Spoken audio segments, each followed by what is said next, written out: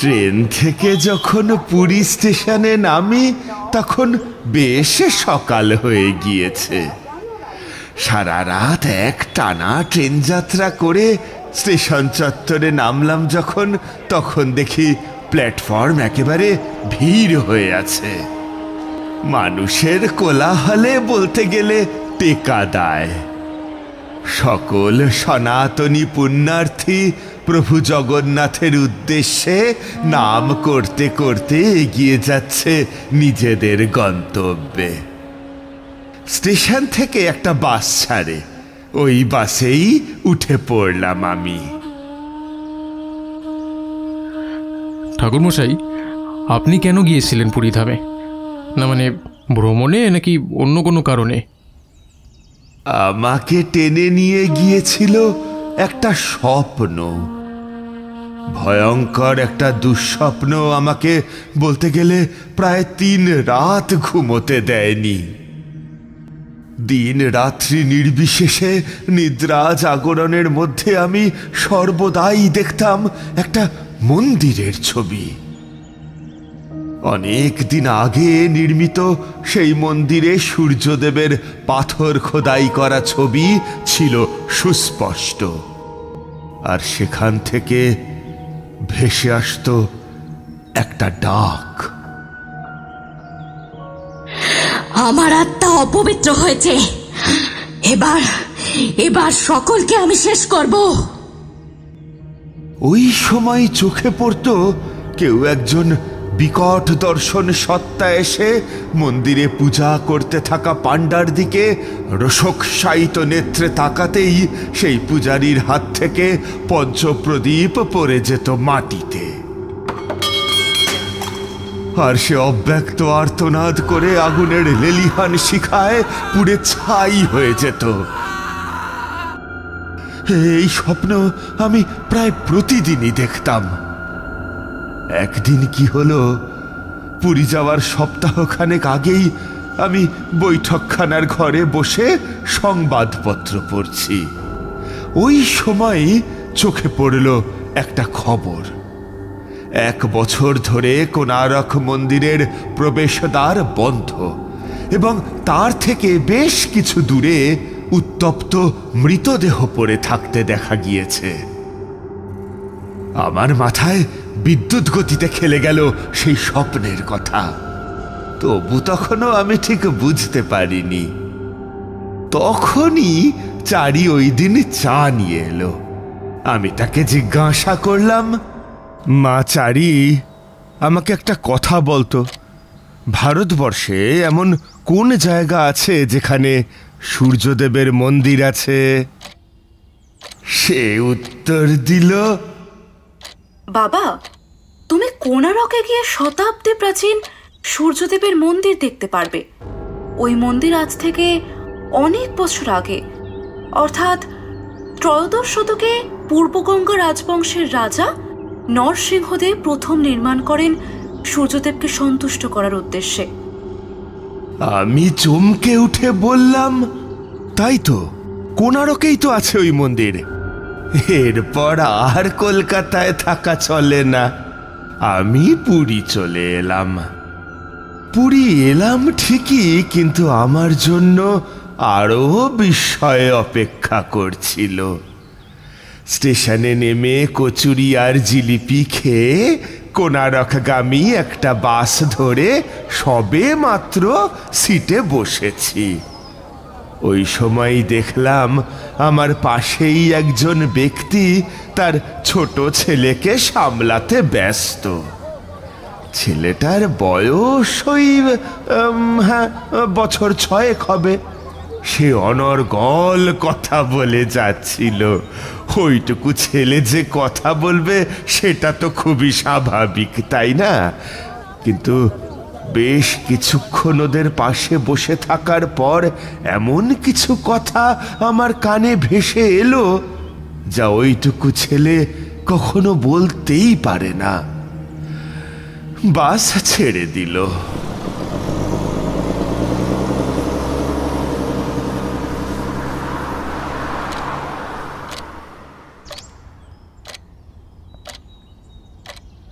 এইটুকু বলে ঠাকুরমশাই পাসিংশ ধরিয়ে একের পর এক সুখ টান দিতে লাগলেন। চারি চা দিয়ে গেল। চায়ের পেয়ালায় চুমুক দিয়ে আমি জিজ্ঞেস করলাম, আচ্ছা ঠাকুরমশাই, আপনি বলুন তো, ওই ছেলেটা কি এমন বলছিল যার ফলে আপনার এই ধারণা জন্মালো? আমি তাও কিছু বলতাম না, কিন্তু সিটে বসে থেকে ওই ছেলেটা আমার হাত স্পর্শ করলো এবং তালুতে থাকা রেখাচিত্র বেশ গভীর মনোযোগ দিয়ে দেখতে লাগলো। সে এমন ভাবে দেখছিল যেন তার জ্যোতিষ সম্পর্কে অগাধ পাণ্ডিত্য আছে। আমি ছেলেটার দিকে মৃদু হেসে প্রশ্ন করলাম, কি খোকা, ওইভাবে কি দেখছো? আমার ভাগ্যে কি লেখা আছে? সে গম্ভীরভাবে বলল, আপনি তারানাথ চক্রবর্তী, বামাচারী সাধক। সাধন ভজন করেছেন, কিন্তু বেশি দূর উঠতে পারেননি। রুদ্রপুরে আপনার বাড়ি, ভাদ্র মাসে জন্ম, ভরণী নক্ষত্রে। উচ্চ শাখার ভূত ডামর তন্ত্রে আপনি দীক্ষিত। আপনার জীবনে এর আগে অনেক বিপদই এসেছে, কিন্তু একটা শক্তি, কী শক্তি সেটা ঠিক ধরতে পারছি না, তবে সেই শক্তি আপনাকে সর্বদা আচ্ছন্ন করে রেখেছে। যোগিনী সাধনার দ্বারা সেই শক্তি আপনি সিদ্ধ করেছেন এবং আশীর্বাদ পেয়েছেন। আমি বাক রুদ্ধ হয়ে গিয়েছিলাম। আমার জীবনের ইতিবৃত্ত ওই ছেলেটা যেভাবে অবলীলাক্রমে বলে দিল, তাতে আমার মনে তার প্রতি এক অদ্ভুত প্রশ্ন জন্ম নিল। ছেলেটা যখন নিবিষ্ট মনে ওই কথাগুলো বলছিল, সেই সময়ই তার দুই ভুরুর মাঝখানে একটা তিলক ফুটে উঠল এবং সেটা ছিল সূর্য তিলক। আমাকে সে বলল, আপনিই পারবেন, আমার সঙ্গে যাবেন ওই মন্দিরে। আমি আপনাকেই যোগ্য সাধক বলে মনে করি। ছেলেটির বাবা এবার ছেলেটিকে ধমক দিয়ে উঠল। উত্তপ্ত কণ্ঠে বলে উঠলেন, এই খোকা, ওনাকে তুই এই সব বলতে শুরু করেছিস? বড়দের সঙ্গে এইভাবে কথা বলতে হয়? উনি যে আমার থেকেও প্রবীণ। আমাকে আমাকে ক্ষমা করবেন ঠাকুর মশাই। না না, আপনার ছেলে যা বলেছে তা এক্কেবারে ঠিক। আপনার ছেলে যে আর 5টা ছেলের মতো নয়। কোত্থেকে এসেছেন আপনি? আগে আমার বাড়ি আসানসোলে ঠাকুর মশাই। আমার নাম ভাস্কর, আর আমার ছেলের নাম রেখেছি আদিত্য। ছেলেটাকে এইখানে নিয়ে এলাম, বুঝলেন। বাড়ির মধ্যে এসে শুধু অদ্ভুত অদ্ভুত আচরণ করে, দিন রাত শুধু খাতার মধ্যে মন্দিরের ছবি আঁকে। ব্যাপারটা আমি কিছু বুঝতে পারি না। খোকা শুধু বলে যে যেন তেন প্রকারে ওই মন্দিরে ওকে নিয়ে যেতে হবে। ছবিটা কি আপনার কাছে আছে? হ্যাঁ আছে, এই দেখুন, এই দেখুন। বলেই ভাস্কর বাবু ওনার বুক পকেট থেকে একটা কাগজের টুকরো বের করলেন। আমি দেখলাম সেই ছবিটা। নিখুঁতভাবে আঁকা পুরীর কোণারক মন্দির। তবে মন্দিরের গঠন, স্থাপত্য, তার চারপাশের পরিবেশ দেখে বুঝলাম এটা এখনকার কোণারক নয়। কয়েকশো শতাব্দী আগে সদ্য নির্মিত সেই মন্দিরের হুবহু চিত্র সে তুলে ধরেছে। আমি ছেলেটিকে জিজ্ঞাসা করলাম, মন্দিরটা কোন সময়ের কথা ভেবে এঁকেছ খোকা? 1314 সনের এই মন্দির, হুবহু এমনটাই এঁকেছি।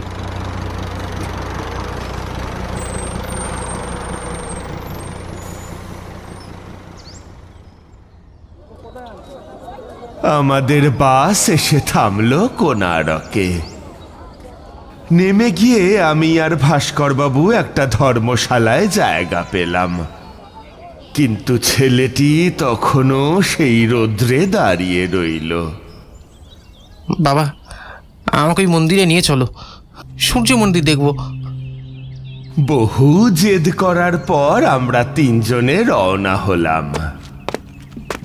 আশ্চর্যের বিষয়, ছেলেটি এমনভাবে আমাদের সামনে দিয়ে এগিয়ে যাচ্ছিল যেন এইটা তার বহু দিনের চেনা পথ, অথচ তার বাবাই বলেছিলেন যে ছেলেটি প্রথমবার এসেছে এখানে।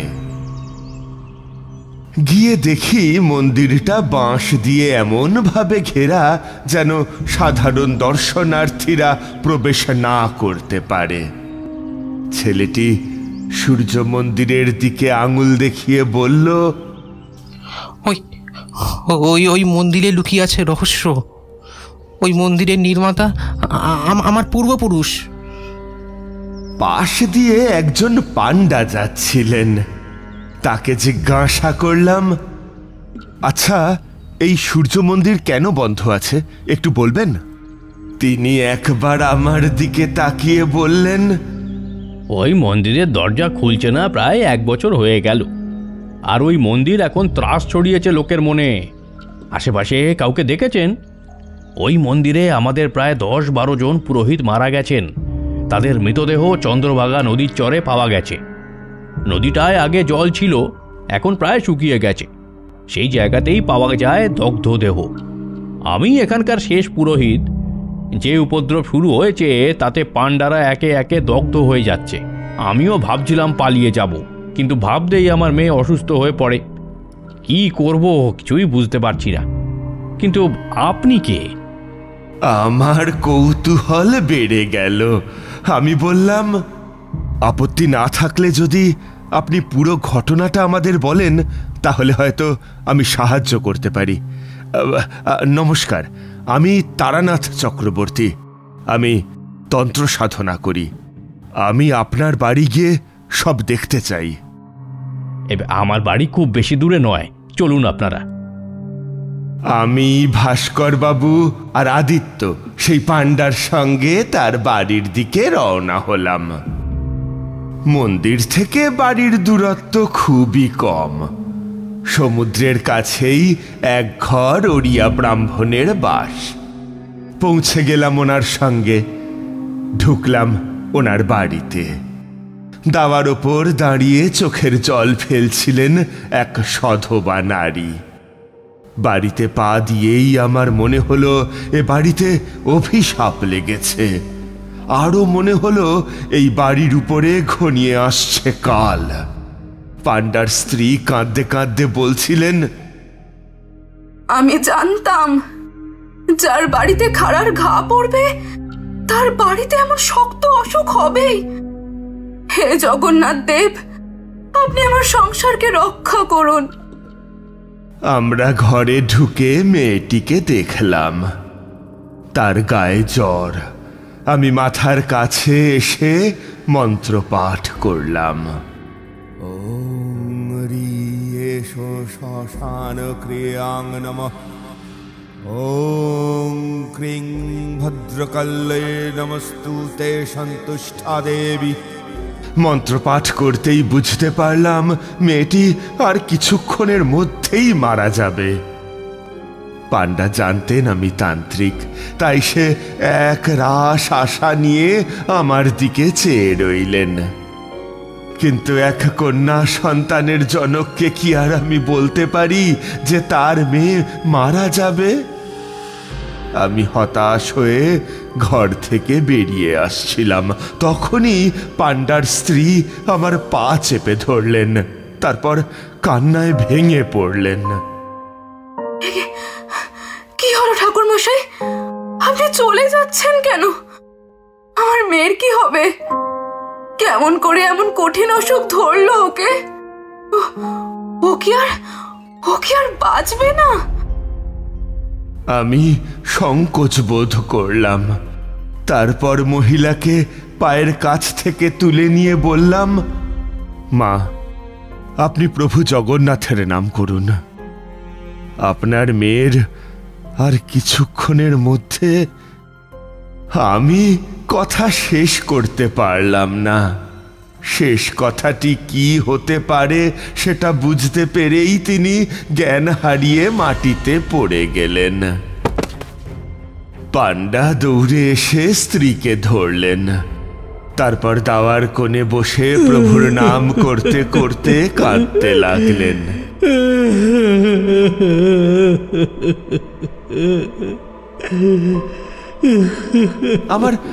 আমার খুব খারাপ লাগছিল। মহিলাটির জ্ঞান ফিরে আসার পরে তাকে বললাম, মা, দুশ্চিন্তা করবেন না, ওই মেয়েই আবার আপনার কোলে ফিরে আসবে। কোনো লোভী মানুষের পাপের ভাগীদার হচ্ছে এই অঞ্চলের মানুষ। সেই রহস্য আমাকে খুঁজে বার করতেই হবে। এখন আমি চলি। আমি ভাস্কর বাবুর সঙ্গে বেরিয়ে এলাম। সন্ধ্যা হয়ে আসায় ভাস্কর বাবু ফিরে গেলেন ধর্মশালায়। আমি বাড়ি না ফিরে সমুদ্রের উত্তাল ঢেউ দেখতে লাগলাম। ক্রমে সূর্যদেব অস্ত গেলেন। আমিও ফিরে এলাম ধর্মশালায়। তবে রাতে ঘটল এক কাণ্ড। রাতে তাড়াতাড়ি খেয়ে দিয়ে শুয়ে পড়েছিলাম, কিন্তু ঘুম কিছুতেই আসছিল না। উঠে জানালার সামনে দাঁড়িয়ে রাতের সমুদ্র দেখছিলাম। ঠিক সেই সময় দরজা খোলার শব্দ পেলাম। দরজা খুলে বেরিয়ে এলেন ভাস্কর বাবুর ছেলেটি। এবার সে রাতের বেলা হাঁটতে শুরু করলো। ওইটুকু ছেলে এত রাতে কোথায় যাচ্ছে সেই ব্যাপারে সন্দিহান হয়ে আমিও তার পিছু নিতে শুরু করলাম। সে সোজা চলে গেল সূর্য মন্দিরের দিকে। আমিও এগোতে এগোতে পৌঁছে গেলাম মন্দিরের একেবারে গর্ভগৃহের সামনে। সূর্য মন্দিরের দরজা বন্ধ। ছেলেটি সেখানে দাঁড়িয়ে রইল বেশ কিছুক্ষণ। ঠিক সেই মুহূর্তেই হাড় কাঁপানো এক জান্তব চিৎকার ভেসে এলো।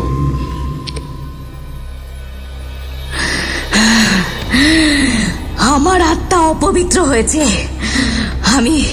আমি কাউকে ছাড়বো না, আমি কাউকে ছাড়বো না। বলতে বলতে এক ছায়া মূর্তি বেরিয়ে এলো।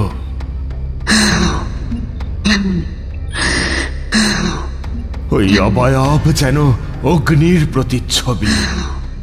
সে মন্দির থেকে বেরিয়ে এলো, অথচ দরজা খোলার দরকার হলো না। আমি ঝোপের আড়াল থেকে দেখলাম সেই অবয়বটির চোখ জোড়া লেলিহান শিখায় জ্বলছে। সেই সঙ্গে দেখলাম ভাস্কর বাবুর ছেলে তার সামনে গিয়ে দাঁড়িয়েছে। ছেলেটি সম্পূর্ণ প্রাপ্তবয়স্ক কণ্ঠে বলল, খবরদার, তুই আর এক পাও এগোবি না। আমার পূর্বপুরুষ এই মন্দির নির্মাণ করেছিল। তোর আত্মাকে যে অপবিত্র করেছে তাকে গিয়ে তুই নিষ্ঠুরভাবে হত্যা কর, কিন্তু নিরীহ উড়িষ্যাবাসীদের একটুও কষ্ট দিবি না। তুই আমার ক্রোধের বহিঃপ্রকাশ থেকে রেহাই পাবি না। এই দেখ। এই বলে অবয়বটি ছেলেটির দিকে তার কনকনে দৃষ্টি মেলে চাইল। আর সেই দুটি জ্বলন্ত চোখ থেকে বেরিয়ে এলো আগুনের স্ফুলিঙ্গ। ছেলেটিকে বাঁচাতে চেয়েছিলাম, কিন্তু এক অজানা শক্তি আমাকে তার দিকে এগোবার পথে বাধা দিল। সেই মুহূর্তে ছেলেটি দুই হাত জোর করে মন্ত্র পাঠ করল। ওম আদিত্যায় জ্যোতির্ময় স্বাহা, দীপ্তরথায় তেজং সূত্রায় নমঃ, অলোকনাথে হ্রং রিং, সূর্য বর্চসে ফট স্বাহা।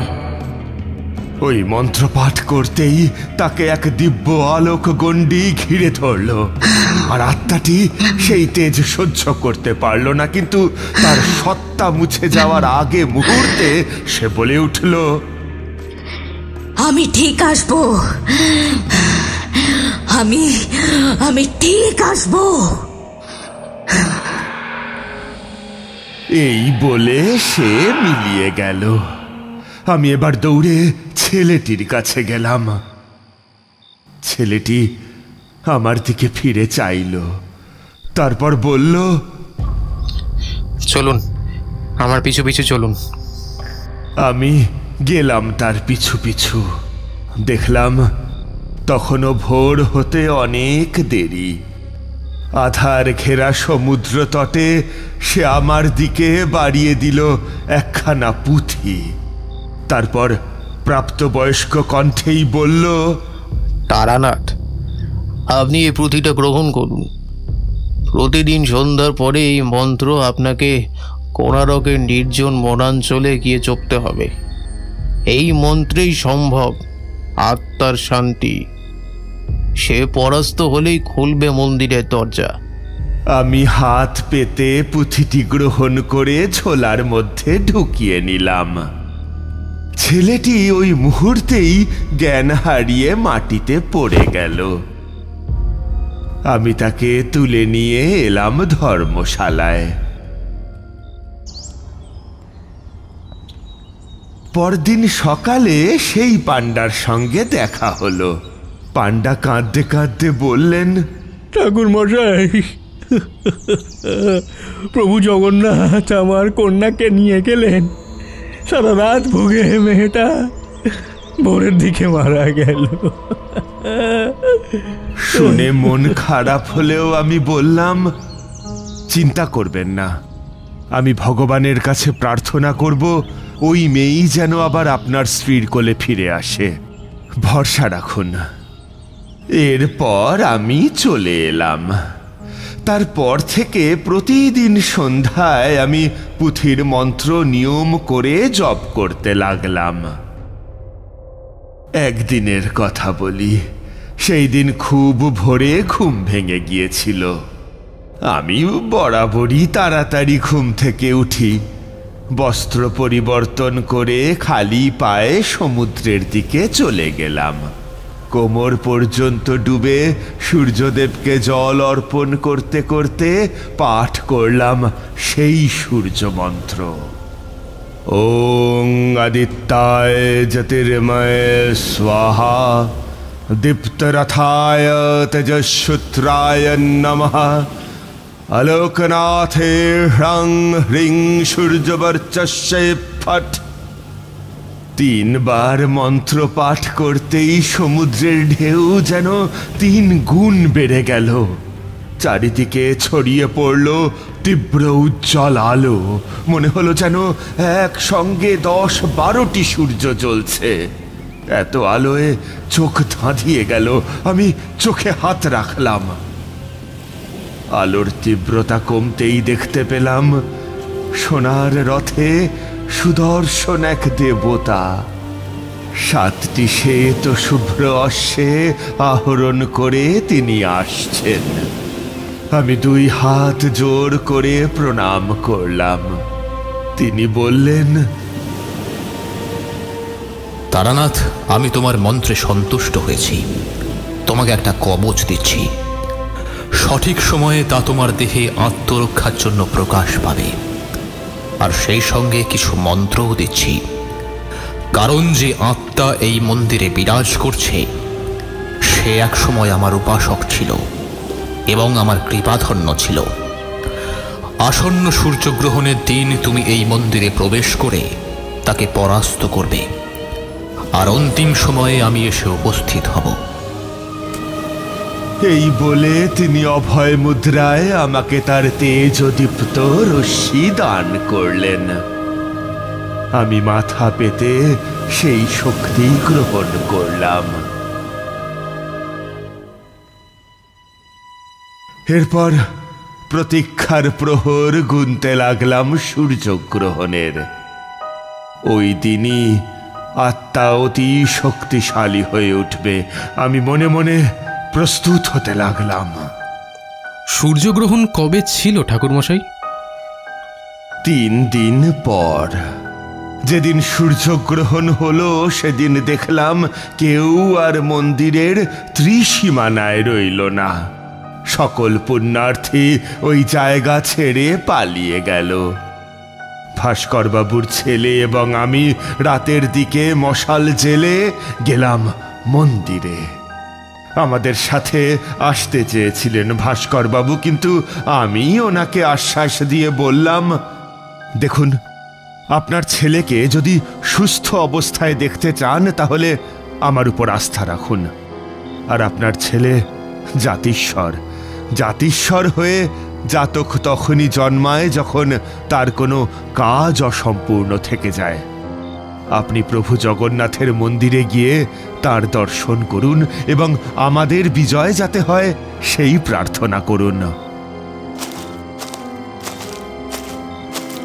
মন্দিরের দিকে যতই এগোই ততই যেন বুকটা ধড়ফড় করে ওঠে, কেননা সূর্য মন্দিরের উপরে আস্ত একখণ্ড কালো মেঘ জমেছিল।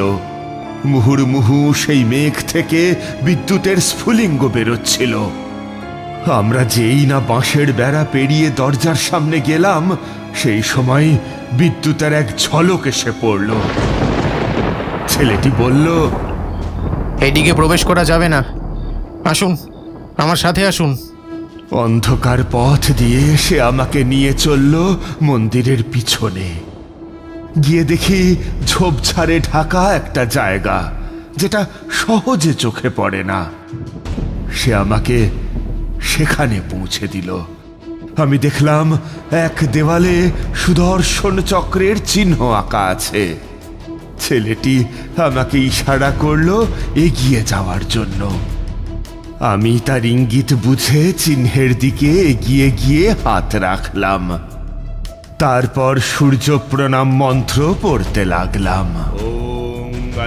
মন্ত্র পড়া মাত্রই সেই চিহ্নের উপর ফুটে উঠল এক দিব্য জ্যোতি, আর দেওয়ালটি পাশে সরে যেতে লাগলো।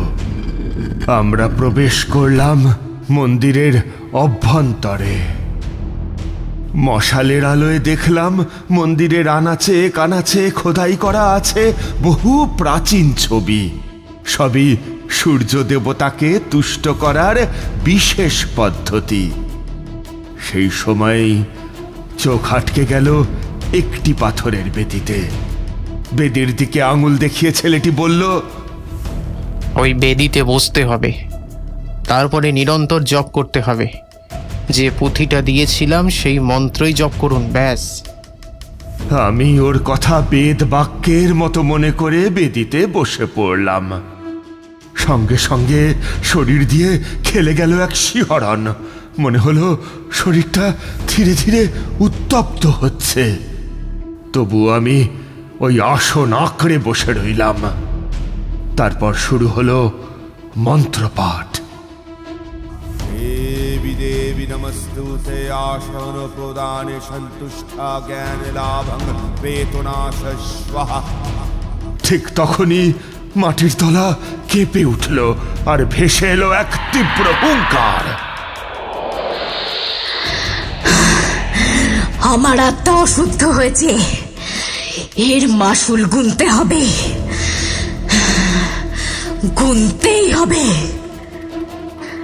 দেখলাম যে জায়গায় বসে আছি সেখান থেকে দক্ষিণ পশ্চিম কোণের এক গুপ্ত কক্ষ থেকে বেরিয়ে এলো এক বিভীষিকাময় সত্তা। সে দন্ত বিকশিত করে বলল, তারানাথ, তুই আমার ডেরায়। প্রথমে তোকে ভস্ম করব আমার রোষানলে, তারপর ওই ছেলেটাকে। আমি কিছু বললাম না, শুধু একাগ্র চিত্তে জপ করছিলাম। তখনই সে আমার দিকে চোখ তুলে তাকালো, আর সেই চোখ থেকে বেরিয়ে এলো আগুনের স্ফুলিঙ্গ। আমি ভেবেছিলাম আমারও আর 5টা লোকের মতোই অবস্থা হবে, কিন্তু কি বলবো বিভূতি, ঠিক সেই মুহূর্তে আমার দেহের অনাবৃত অংশ ঢেকে গেল সোনার কবচে। আমার কবচে আঁকা ছিল সূর্যদেবের চিহ্ন।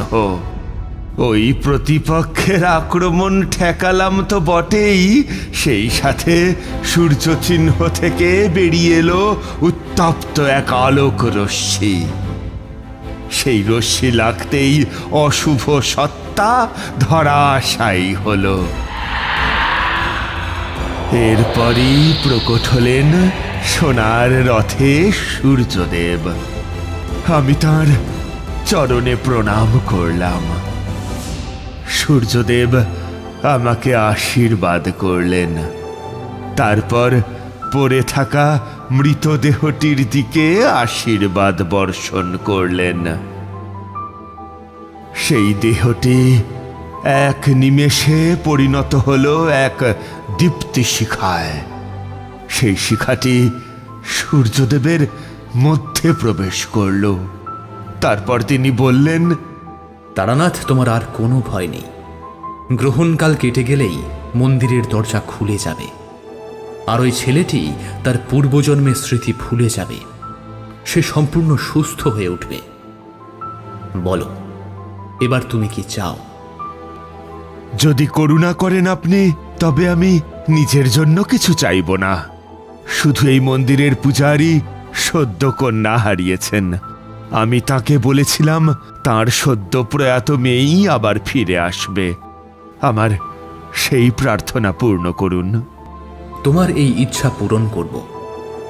আমার এই মন্দিরে সে স্বামী স্ত্রী দুজনেই মানত জানিয়ে যাবে, তাহলেই তোমাদের ইচ্ছা পূরণ হবে। এই কথা বলেই সূর্যদেব অন্তর্ধান করলেন। কিছুক্ষণ পরেই শুনলাম ভাস্করবাবুর ছেলের চিৎকার। আমি কে? কোথায় আছি আমি? বাবা কোথায়? বাবা, বাবা তুমি কোথায়? আমি তাকে নিয়ে গেলাম ধর্মশালায়। তারপর ভাস্করবাবুর হাতেই তুলে দিলাম। এরপর সূর্যগ্রহণ কেটে যাওয়ার পর সত্যি সূর্য মন্দিরের দরজা খুলে গিয়েছিল। আর আমি ওই পান্ডাকে জানালাম কি করতে হবে। আমার কথা শুনে সত্যি তাঁদের সেই সদ্যহারা মেয়েই পুনরায় জন্মেছিল। কিন্তু ওই মন্দির 1 বছর ধরে বন্ধ ছিল কেন? আসলে যারা ওই মন্দির নির্মাণ করেছিলেন তাদের বংশের একজনকে টাকার লোভে হত্যা করে পুঁতে দিয়েছিল এক ডাকাতের দল। সেই দৃশ্য দেখে ফেলেছিল বিজয় সিংহ, তাই তাকেও অকালেই মৃত্যুবরণ করতে হয়। পরে বিজয় সিংহ জাতিস্বর হয়ে জন্ম নেন ভাস্কর বাবুর ছেলে রূপে। এইদিকে মন্দিরের এক দুষ্ট পান্ডা সেই সমাধি খুঁড়ে মৃতদেহের শান্তির ঘুমে ব্যাঘাত ঘটায়। সে তার লোভের শাস্তি ঠিকই পেয়েছিল, কিন্তু ওই আত্মা অপবিত্র হয়ে পড়ায় সে সমগ্র পুরীবাসীর উপর ক্ষিপ্ত হয়ে ওঠে। আমি সূর্যদেবের কৃপায় তাকে শান্ত করি এবং তার আত্মাকে মুক্তি দিই।